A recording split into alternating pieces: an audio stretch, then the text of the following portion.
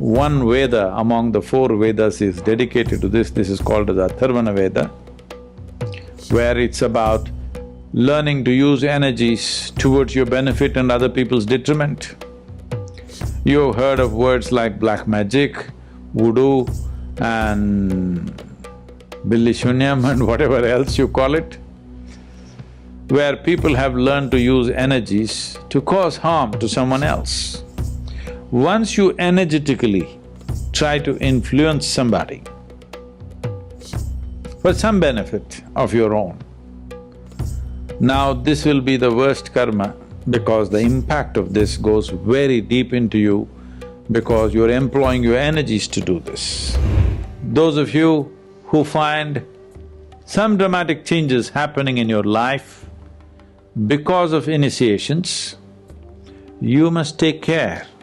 You must take utmost care that you never try to use this ability to transform to do something else. This will be the worst type of karma you perform because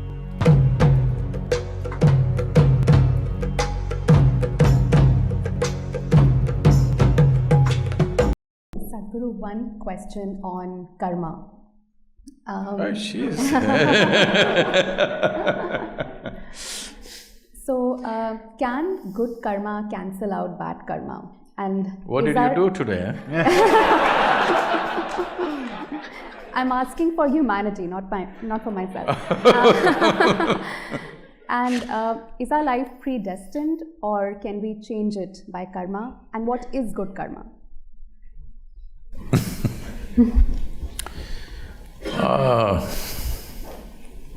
So let's understand this word. I know this has become part of English lexicon.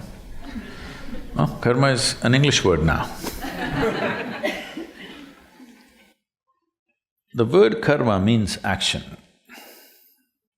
As you sit here, there is physical action going on, there is mental action going on, emotional activity going on, energy activity going on in every one of us.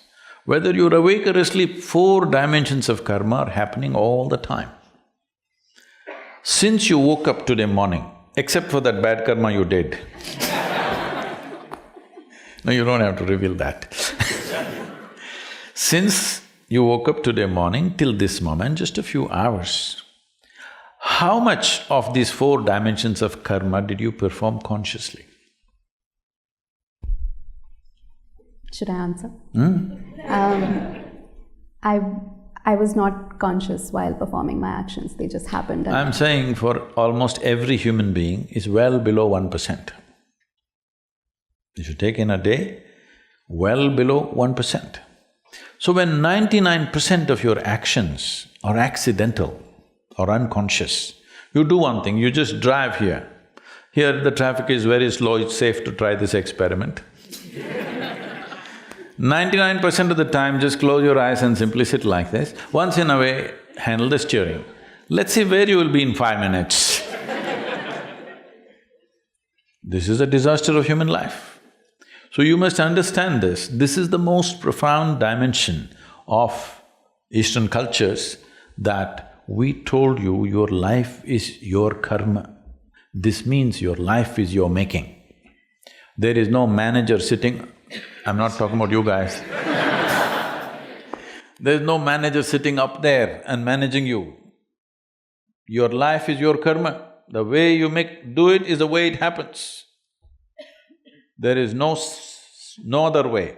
Only because over 99% is happening unconsciously, it looks like some other force is manipulating you. All bad drivers are like this. When they get into some kind of a crash, I was driving properly only, something happened. Have you heard this?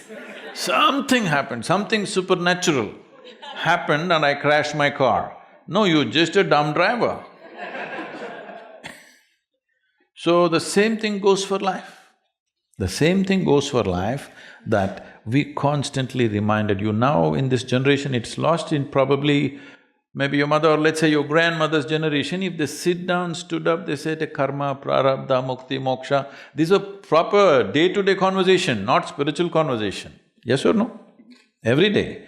It's time you bring it back because Karma means you're reminding yourself, everything that I'm doing and not doing is my fundamental responsibility.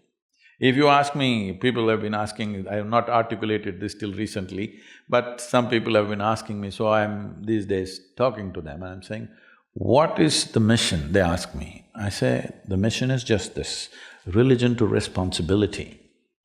You think it is there, no, it's here. This is what karma means, that you understand you're the source of your life. Is there no other force working in the universe? Yes, it is. But even to harness this, harness that is your business, isn't it? Hello? Even to harness that is your business, otherwise what's the point? So karma means your life is your making. There is nothing else that can decide. If you take charge of your body, let's say you have some mastery over your physical body, 15 to 20% of your life and destiny will be in your hands.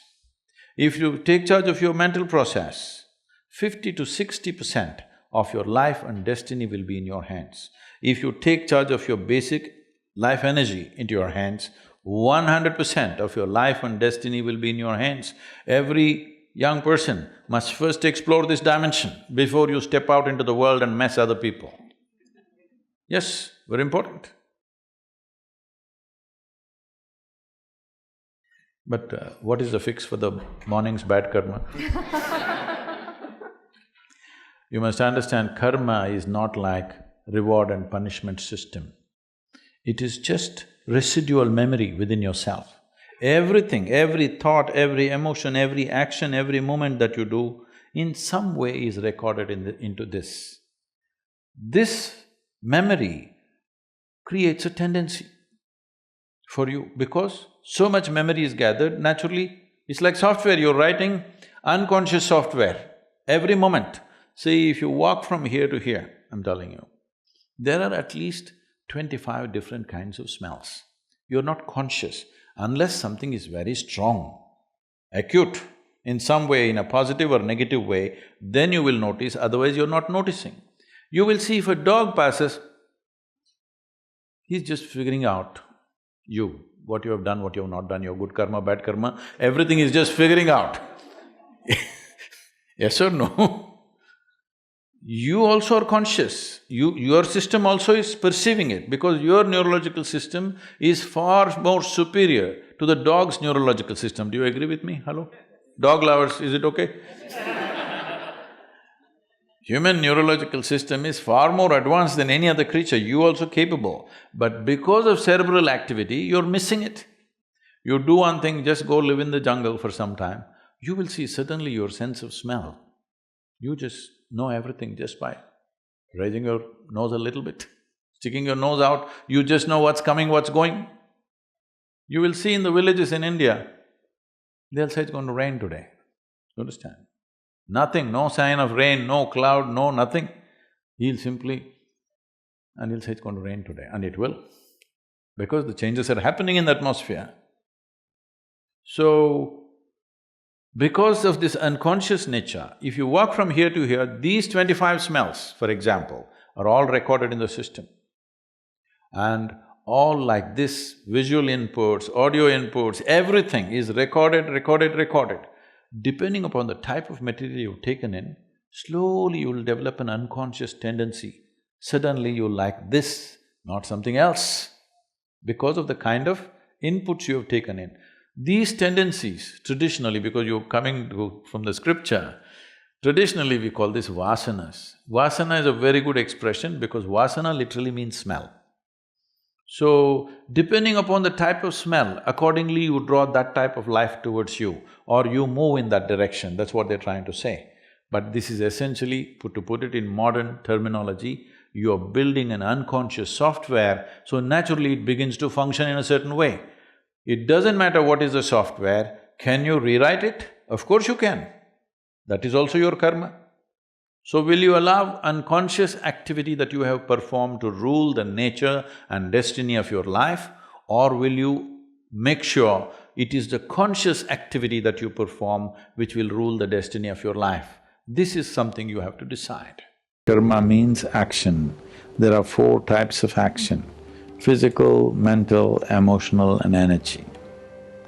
Of all these things, the energy action is the most important one and the most enduring one and the most liberating one if you do it the right way. If you do it the wrong way, the energy action, which is improper, can have far more impact upon one's life than the improper physical actions, improper mental actions, improper emotional actions. So what do I mean by improper energy actions? One thing is, unfortunately, I had to witness a few things which I did not wish to witness. Certain people trying to misuse a little flexibility in energy that came with certain practice of yoga or a certain initiation especially. There are some over-smart people that when you initiate them, when it's fresh, when they're bursting with energy, they want to use it for something else. They want to channelize it to impress their neighbors or to make some money out of it or in some way use it. What was offered to them for their well-being, they try to do something else that can happen. Or a better example would be, see, there are many ways you can perform negative action. One thing is, let's say you sat here and thought that somebody that you don't like must die, or you even thought how to kill them. It has a certain level of impact on you. On another level, you had a thought, but not just a thought, the strong emotion. Now it has a much deeper impact upon you. You acted upon this thought and emotion and you actually performed the action, then it has a much deeper impact on you. Now, you understand that if you perform these actions, there may be consequences, so you found another way. You found somebody who will do certain type of energy action through which the person that you don't like will die. There is an entire science like this.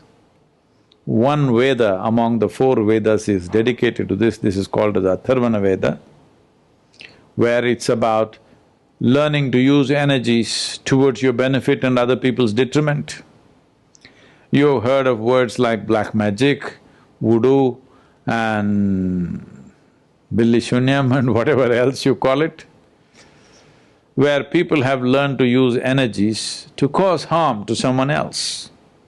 Once you energetically try to influence somebody for some benefit of your own, now this will be the worst karma because the impact of this goes very deep into you because you're employing your energies to do this.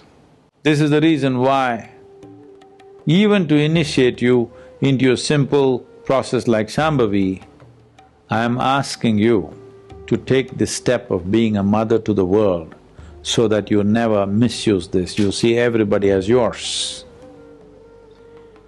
Because enhancement of energies has to come with a profound sense of responsibility.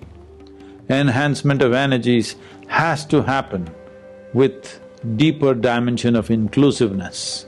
Without inclusiveness, if you use energy, this will be the worst karma. So, those of you who find some dramatic changes happening in your life because of initiations, you must take care. You must take utmost care that you never try to use this ability to transform to do something else. Of course, some of you think you will do a great thing by healing somebody, by intervening in somebody's life in some other way. No, this will be the worst type of karma you perform because once you try to use your energies and still you are capable of anger, You're capable of drawing boundaries of what is you and what is not you, what is yours and what is not yours. When these things are still there, you should never ever try to do anything energetically, because this will be the most impactful karma that you will do. This is the reason why even the basic practice of Shambhavi, to initiate you, you must become a mother to the world. And this is also a fantastic way to beat your karma. If every moment of your life, if you live with an inclusive emotion of being a mother to the world, not discriminating between what is yours and what is not yours. Right now you cannot help discriminating what is you and what is not you, but at least what is yours and what is not yours, if you take it away, you have solved the karmic puzzle 90%, believe me, 90%. Of all dimensions of karma, you have solved that puzzle. Remaining 10%, I am there.